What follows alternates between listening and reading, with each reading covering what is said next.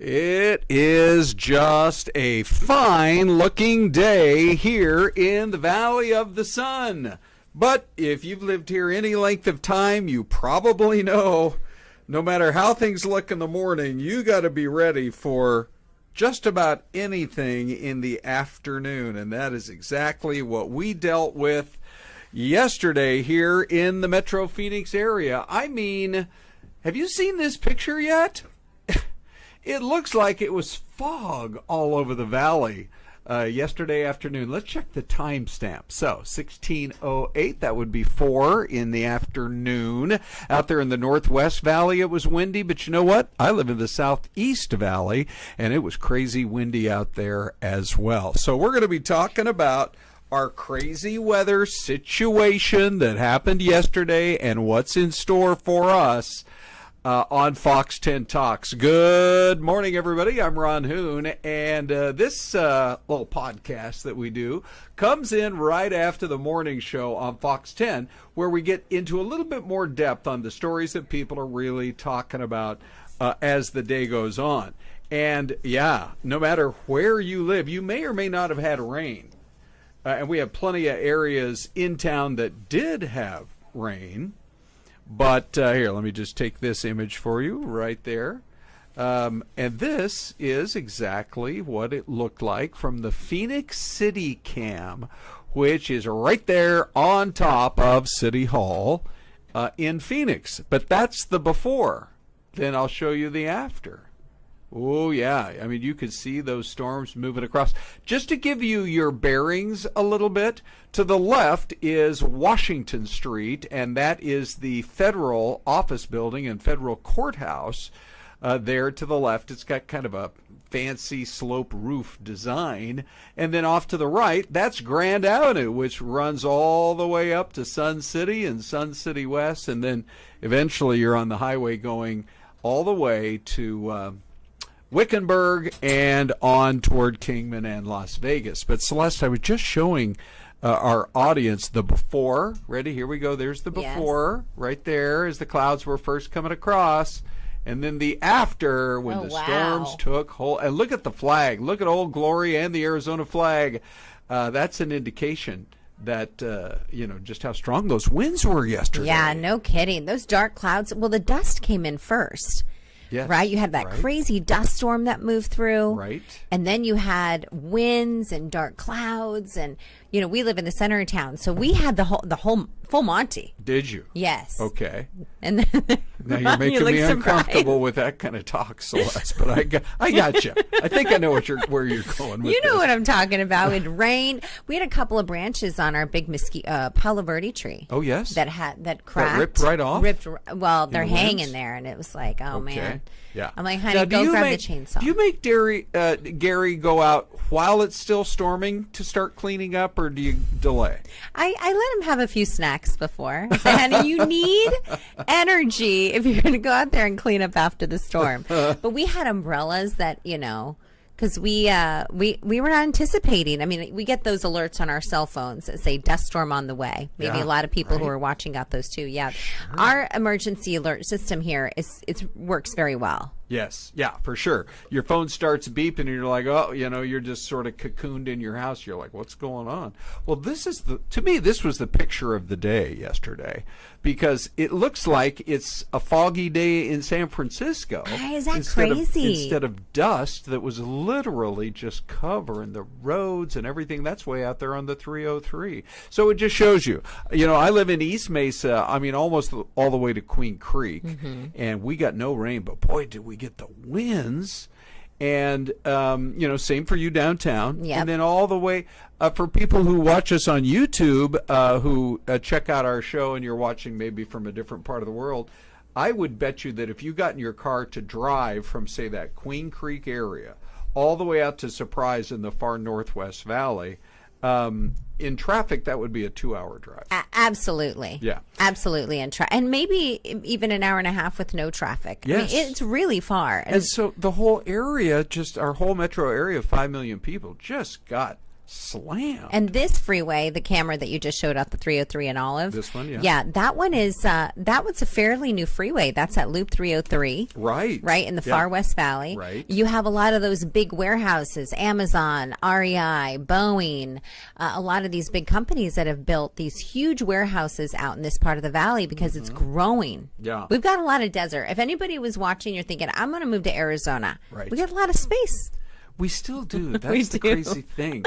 So again, the part of Mesa that I live in is out there by that Phoenix Mesa Gateway Airport. Yes. I guess actually now it's just called the Mesa Gateway Airport. Mesa Gateway. Yeah. But you go 2 miles from there, and there are housing subdivisions after subdivisions just going into the ground. Yeah. You know, these big master plan communities with swimming pools and playgrounds and all that kind of thing.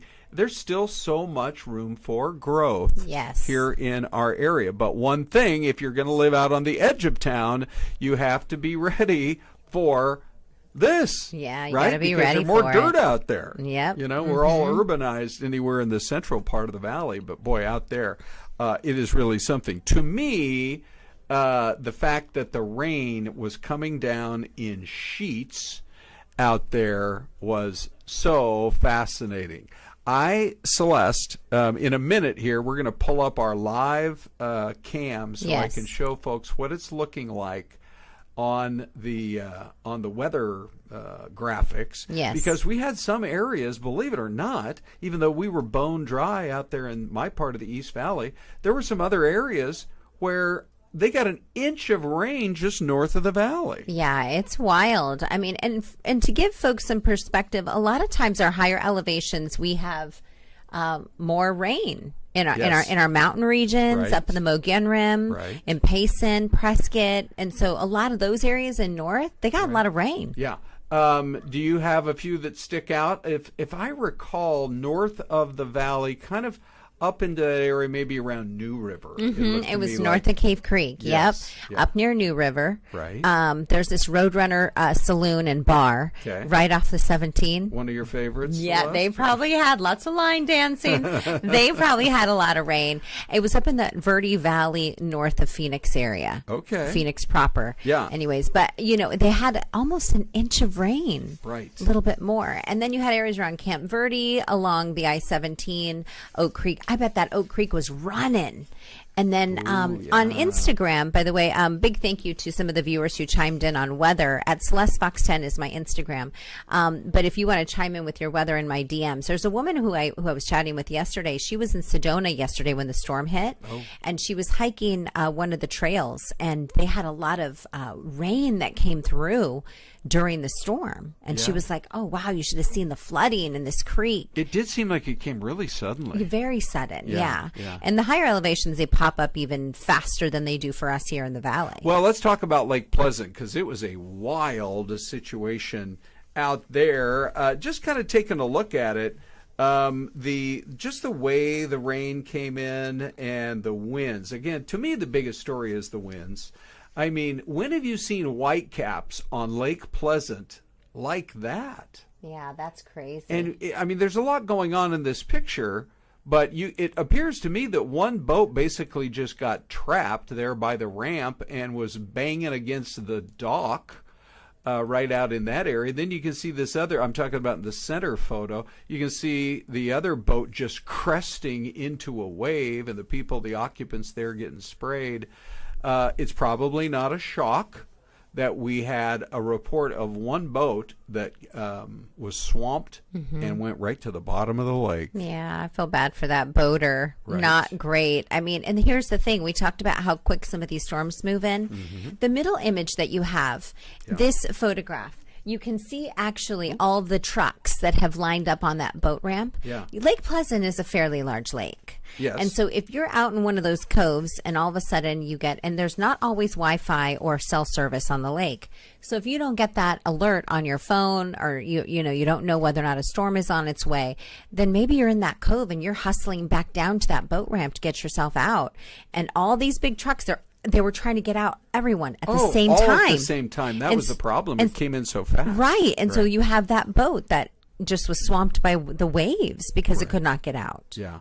So, frankly, a little bit of a dangerous situation. What are you supposed to do? I mean, you're out there and everything's normal. So I don't have a swimming pool in my yard, but in the neighborhood, there's like a community pool. There's always 50 people in it.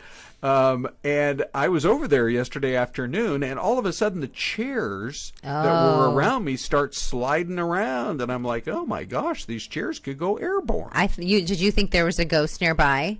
Is that what you thought? Of course. First, in all situations, I think there's a ghost. Like the other night, the air conditioner kicked on so loud at the house, I thought, oh, that's a ghost.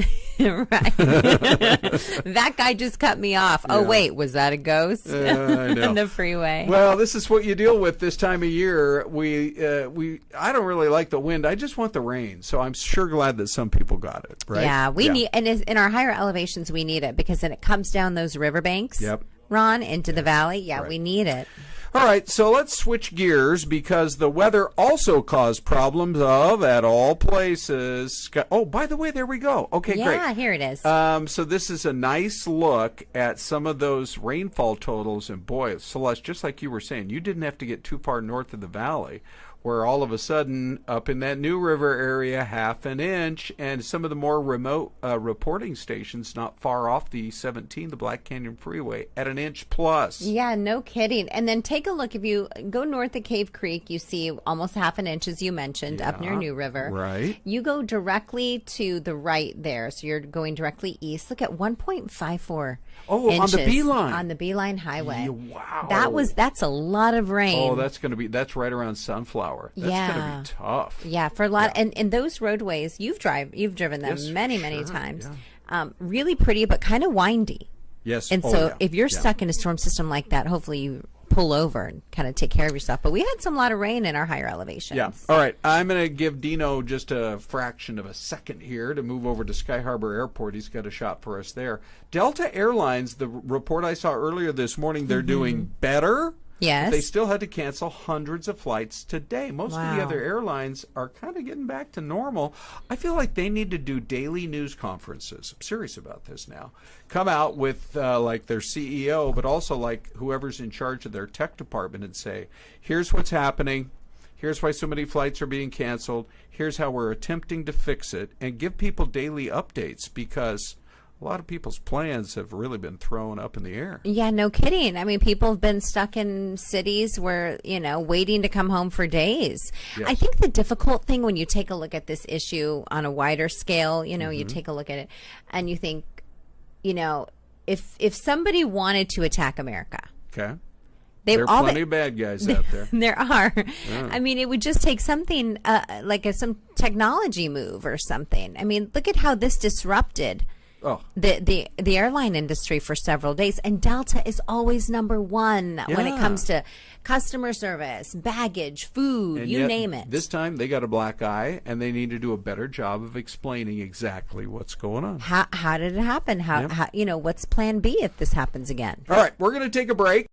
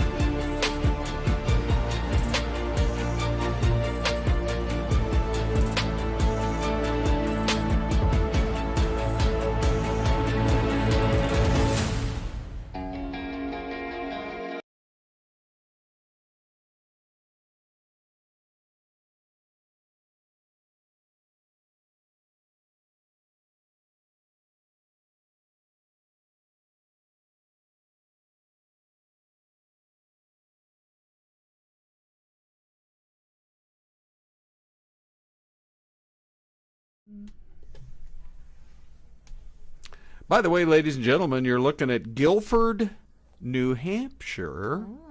Look at that. I'm trying to think of the name of the. Have a beautiful lake up in New Hampshire. I want to say it's Winnipesaukee. I don't know if that's that ski lake. mountain too, because you see the blue. Oh, yeah, no kidding. What's the name of that run? I'm looking at it there. Like It's a Tigger. little fuzzy. It looks like Tigger. And Tigger, yeah, something. Right. First I thought sugar, and then I saw no, it's a T. Boy, that's a beautiful part of the world, that's for sure. So thank you to Dean Fazzini on the live cam for pulling up a great shot. So, Celeste, we're going to jump right into the very latest fast food rankings because I'm a little bit surprised at America's favorite new number one. Were you when the list came out today? I was too. Yeah, this is from USA Today, and it's a reader survey. I think a lot of people, probably thousands, participate. But yeah, Del Taco, number one now as the best fast food location across the entire USA. Followed by KFC, elevating their game. Okay. And Chick-fil-A at number 3. You think they're not throwing a party at the company offices at KFC? I know, because they came from behind. They're rarely up at the top. Yeah, no kidding. And by the way, we looked at this list. This is one of my favorite shots. I'm wondering, is it getting a little windy downtown? Because that camera's just jostling a little bit. Oh, it does. Look at the trees. Yeah. But anyway, so, you had to go further down the list to find some of the more traditional names there, like a McDonald's or a Burger King. But 1, 2, 3, Del Taco, KFC, and Chick-fil-A at number 3. Mm-hmm. And then you had In-N-Out at number 4. I'm afraid I shocked a lot of people in the Fox 10 studio today because I am pretty well known as a Chick-fil-A fan. And the Chick-fil-A sauce. Yeah, you got to get a couple of the Chick-fil-A sauces for sure. But I said my favorite was In-N-Out. And it's mostly because I have an In-N-Out closer. Oh. But I mean, there are times, I don't know, do you ever do this where you're driving by a place and you're like, oh, I got to go have that right now? That's the convenience. You don't have to get out of your car. All the time. Really? All the time. Like for which location or which restaurant? All the locations and all the restaurants run. I love myself a chicken sandwich, a burger. Okay. I love it. But you have to hold yourself back a little bit. Yeah. You know what I mean? I know. Also, what will turn me off is that long line at In-N-Out, though. Yes, Have you ever been to it's hard to find an In-N-Out with no line. I know. What is that? What's the longest you've waited in line at your In-N-Out? Well, I'll tell you.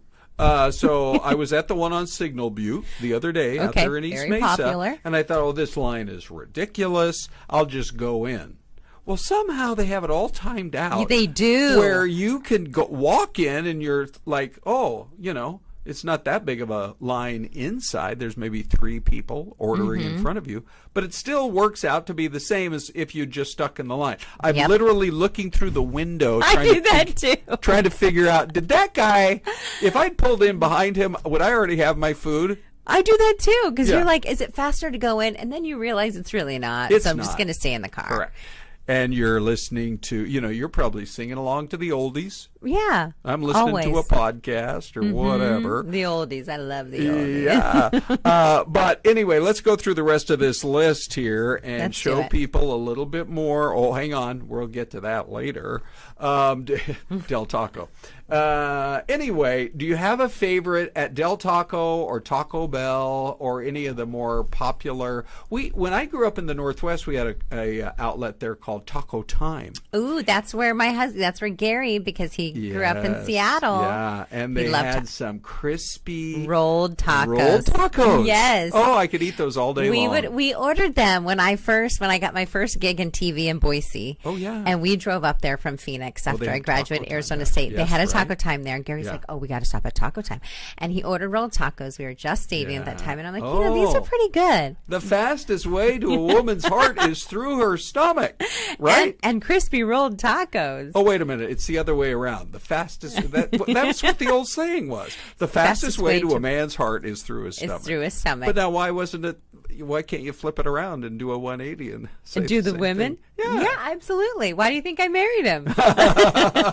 Any guy who's going to take me to taco time. All right, so just real quick, let's see what else is on this list. We have Zaxby's. That place is coming to Queen Creek. Yes. A booming East Valley city. I just have to say that 2025 is shaping up to be one of the all-time great years here in the Metro Phoenix area. It is. Way out west, we're getting our first Buc-ee's. Yep. And way out east in Queen Creek, we're getting our first Zaxby's. It's a big year. Yeah.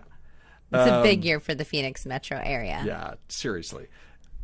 You could live in downtown Queen Creek and never have to leave. They have everything. Got a there. Costco down the street. Yeah, brand new. Walmart. Right. Got the Queen Creek Olive Mill. Yes. Great farmers market. Celeste. They love you out in Queen Creek. Hello, Chamber of Commerce. Right. Okay, so anyway, there's the list, and think about it at home, but we can tell you that's the way it looks on that list. By the way, Ron, I just want to mention this while you're going to pull up that next story. Yep. 40% off a 12-piece chicken bucket on KFC. Oh. And on their app or what? On their app, Okay. and a 50% off any chicken sandwich. So if you guys are loving that place, I just happened to do a search because I said, what's on their menus at KFC? I haven't been to one in forever. No, I need to go try it because something's going on there where they are beating out Chick-fil-A, and that's one of the big stories today for sure. Also, when it comes to food, Mystery Cam? No, not Mystery Cam, but did you see Major League Ballparks are rolling out some of the newest food forms of food. Do you know what this is, Celeste? No, but does it come with the side of Pepto? Because this looks like it could cause some serious damage. Pepto-Bismol. I mean, you would be smart if you were advertising inside the stadium, that's for sure. But this is called the Taste of the K Taco for the Ballpark in Kansas City, and they have a hot dog wrapped in a cheeseburger quesadilla with barbecue brisket fries and Cracker Jacks flavored with sriracha sprinkled on top. Oh, so you got the spicy, the sweet, the crunchy, the savory. Right. Again, you would need the Pepto-Bismol afterwards. Please. But boy, going down, I mean, it would be that would be a very tasty experience, wouldn't it? It's delicious. Yeah. All right, Celeste, thank you. As always, we love hanging out with you here Ron. on Fox 10 Talks. We're going to bring in a special guest now. Let me go right to our camera 3. And it's a treat for all the fans of Justin Lum, who used to visit with us all the time when we had all the trials going on. Justin, how are you? Good to be new? back. Yeah, I mean, it's good. You see what you've done with the place. A little bit different. Right. It's sure. Even better. But thanks for having us. We just wanted to talk about our latest investigative report running tonight at 9. Yeah.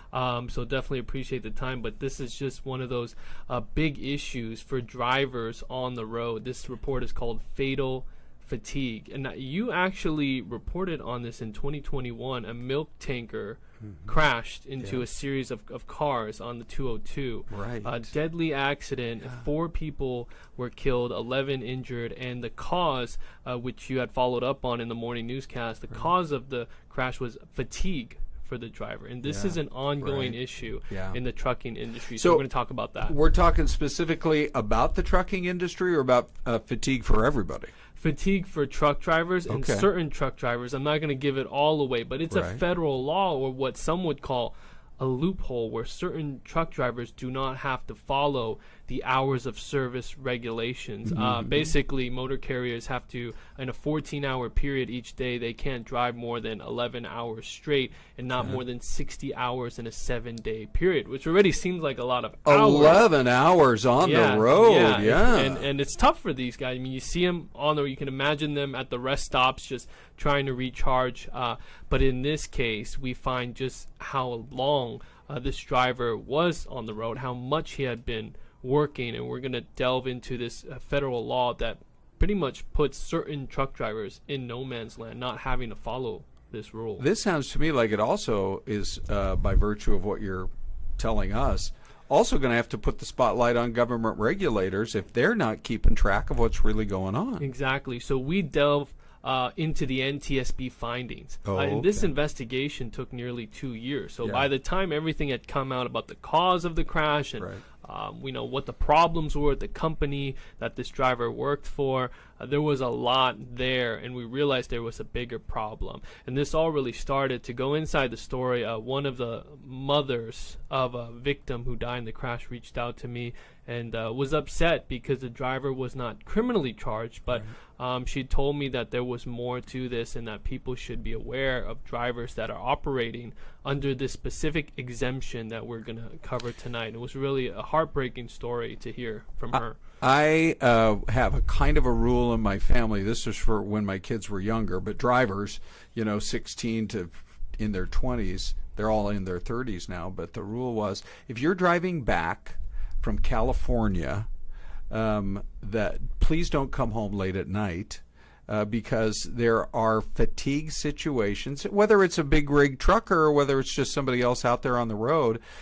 People come home from California, we go over there in droves, but that 10 can see problems out in the far West Valley and beyond, out toward Tonopah, etc., with sleepy drivers. Yeah, definitely an issue, and especially when you are driving a vehicle like this, a Freightliner or a tanker. I mean, this is a serious issue, and I think it's going to open up some eyes tonight. Corey Goodwin, our photographer, worked with me on this. It's really a 9-minute piece. Wow. That really peels back the layers on this issue. At which we like to keep our stories to about a minute and a half. I know. So if you have 9 minutes, this must be incredible. Yeah, and as you know, when you break them up, there's a challenge of re-explaining, the next part 2 or part 3 or whatever it is, and you hope that viewers stick along for the ride. But this really connects the dots in just how serious this issue is in the trucking industry, and it's not just here in Arizona, but it's happening across the country. Fatal fatigue. Okay, so that's tonight at 9 o'clock on Fox 10 News. Yes, Ron. Great. Thank you so much. Yeah. Oh, by the way, we have a minute left, so you get to be today's guest guesser. I know you're excited about this for the mystery cam, Justin. Popping it up, showing this picture. This could be, to me, this doesn't look West Coast. This looks East Coast. We have about 30 seconds left. Do you want to hazard a guess, like where we are? Oh man, this is tough. I'm gonna say somewhere in Maryland. Okay, yeah. Oh, maybe toward Annapolis, that kind of a thing. Yeah. I'm looking at this picture, and I feel like I've seen it once before, but I'm going to go up into New England. Okay. And I'm trying to visualize. It might be all the way up into the great state of Maine. I'm going to go with